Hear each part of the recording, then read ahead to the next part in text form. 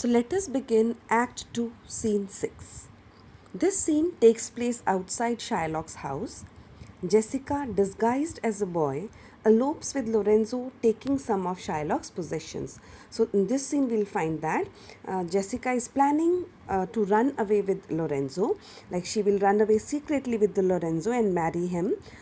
Jessica is disguising herself. She is hiding her real identity by wearing a servant's dress, a boy's dress. She is quite ashamed of her boy's disguise and of her thievery. Jessica is feeling ashamed that she is wearing a boy's dress, and she is also feeling shameful that she is stealing her father's wealth. At the end of the scene, Antonio informs Graciano of the winds favorable for sail and of Bassanio's departure to Belmont before the scheduled hour. So, at the end of the scene, we will read that Antonio tells Graciano that the winds are favorable in the sea, and that is why Bassanio is going to leave for Belmont that day itself. Like that is the before scheduled time, whatever they have planned before that time only Bassanio is going to leave for Belmont. The scene emphasizes the mutual desires of Jessica and Lorenzo, which bridge religious and cultural differences. So, Jessica is a Jew and Lorenzo is a Christian. So, both of them, they have fallen in love now, and Jessica is running away secretly with Lorenzo to marry him. This will tell us that the religious gaps or religious differences, they are abridged. So, here we'll begin. Scene 6, Venice before Shylock's house. Enter Graciano and Celerino, masked. So this scene begins in Venice before Shylock's house, and Graciano and Celerino, they both are masked, like they have put a mask on their face, and both of them enter the stage. Graciano: this is the penthouse under which Lorenzo desired us to make stand. So Graciano says that this is the penthouse. So penthouse is a place which is projecting, like it is the roof of a house which is projecting, forming an overhead shelter. So both of them, they are standing under the penthouse, under the roof of Shylock's house, and Graciano says that this is the place where Lorenzo wanted us to stand. Celerino: this hour is almost his hour is almost past. So Celerino says that it is almost past the time of appointment, like Lorenzo had told us to meet at a particular time, but he himself is late. He has not come yet. Graciano: and it is marvel he outdwells his hour, for lovers ever run before the clock. So Graciano expresses the surprise and says that it is marvel. Marvel means it is strange. So he says it is strange thing that Lorenzo is late, like he has to come before, but he is late, and he is later than the appointed time for, because the lovers, they have the habit of coming before the clock, means they reach to meet their beloved before the appointed time.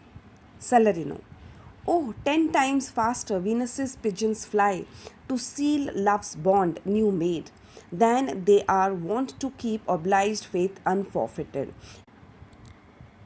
And Celerino comments that the doves of Venus, like Venus is the goddess of love, and it is said that her chariot is driven by doves. So Celerino says that the doves of Venus, they fly 10 times faster when it is like they are going to take a newly pledged lover to his beloved, then they do when it is that they have to keep up the promises made by an old love. Like they need to keep up the promises made by a new lover rather than keeping an old lover's promise.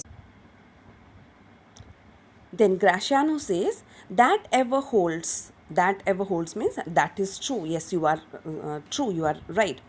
Who riseth from a feast with that keen appetite that he sits down. So Graciano here gives examples about how a lover is eager to meet the beloved, and in that, for that he gives some of the examples. So first he says that, who riseth from a feast with that keen appetite that he sits down. There is no one who gets up from the feast with the same hunger as when he sat down at the table. Means when we sit down at the table to have our food, we are very hungry, so we really sit with lots of hunger to have our food. But once we finish our food, we are not left with the same hunger, and then we get up with our stomach full. Where is the horse that doth untread again his tedious measures with the unbaited fire that he did pace them first?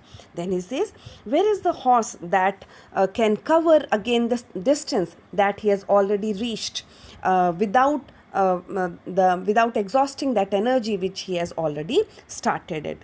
Like when the horse starts a journey, he is full of energy, but that same horse, he will not cover the same distance with the same energy once he reaches his destination. All things that are with more spirit chased than enjoyed. Then Graciano says that in all the things, like there is a more pleasure, we find more happiness while chasing something, while we pursue for something, then when we attain it. Like when we attain something, we don't have that much of happiness as when we were pursuing it, when we were trying to achieve it. How like a yonker or a prodigal, the scarfed bark puts from her native bay, hugged and embraced by the stumped wind. How like the prodigal doth she return, with over-withered ribs and rags sails, lean, rent, and beggared by the wanton winds. Now, Graciano gives another example about a young man or a prodigal. Prodigal means a spendthrift, and compares this young man and prodigal to a newly built ship. The newly built ship, which is decorated with lots of flags and buntings. So he says that how a ship, it starts sailing from its home port, like from when the ship is newly built, how it starts its first voyage with lots of pomp and show.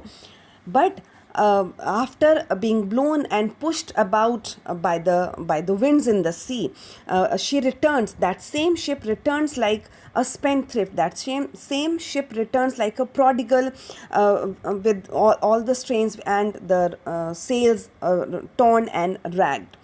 Like the ship returns like a spendthrift, and when the ship returns, she is very lean and thin, she is torn, and as if the ship has lowered its quality. Like the ship is not left with the same quality with which the ship had started its journey.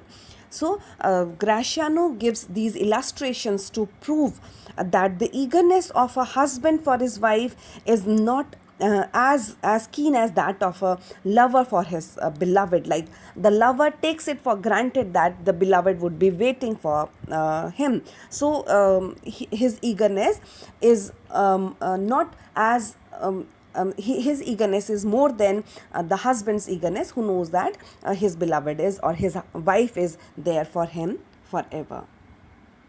Salarino.